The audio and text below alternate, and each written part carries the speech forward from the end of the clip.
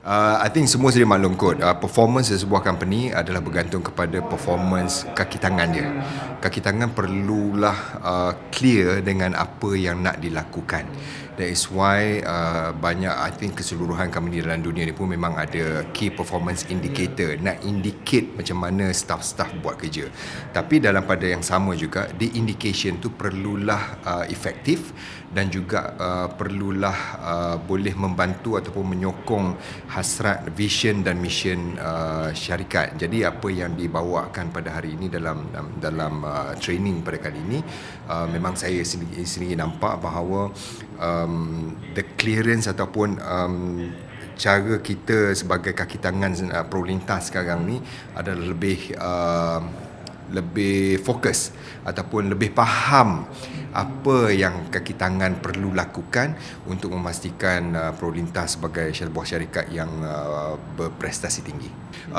Sebenarnya PROLINTAS memang dah pun ada template dan kita dah pun memang mengamalkan KPI ataupun performance indicator yang kita boleh katakan ikut standard apa yang amalkan. Cuma pada hari ini saya sendiri dapat lihat bahawa macam mana nak elevate benda tu, nak meningkatkan lagi apa yang telah pun kita lakukan sebelum ini, untuk memastikan bahawa kita ni bukan setakat nak dapat performance indicator untuk tahun ini saja, tapi mungkin dalam 3 ke 5 tahun akan datang, dan kita pun akan jadi lebih clear ke mana direction kita nak pergi. Alright, Coach Fazilan hari ini saya nampak dia sangat bersemangat.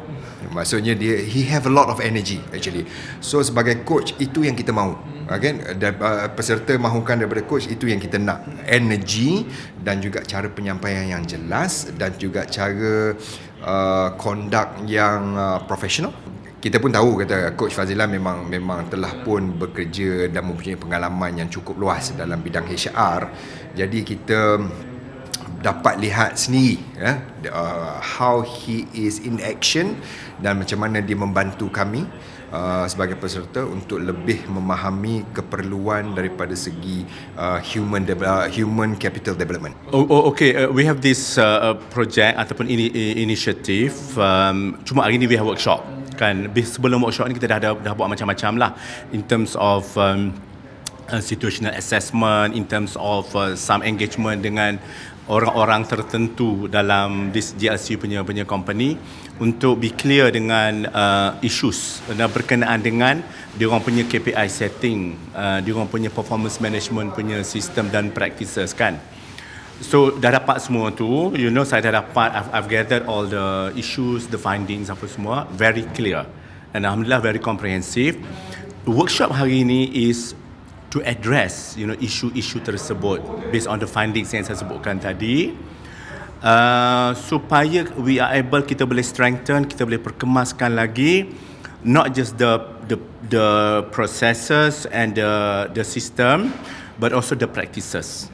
Yang lebih mustahak dan yang lebih mencabarnya lagi ialah the practices, strengthening the practices in regards to KPI setting, macam saya sebutkan tadi, PMS, Performance Management System kan.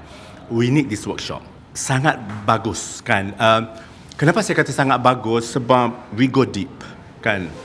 And dia mencabar untuk semua, untuk saya dan juga untuk diorang sebagai participants of the program and of the workshop, because they need to be very open, they kena be very comprehensive, they need to be very honest dengan the issues kan, and open, and kena ada progressive punya outlook dari segi bagaimana kena address this KPI punya issue kan. Because at the end of the day, saya kena pastikan sebagai facilitator and consultant, saya kena pastikan bahawa they strike the right objective, based on the right and the strategic punya focus area. Kenapa saya kata strategic punya focus area? Because they are the leaders.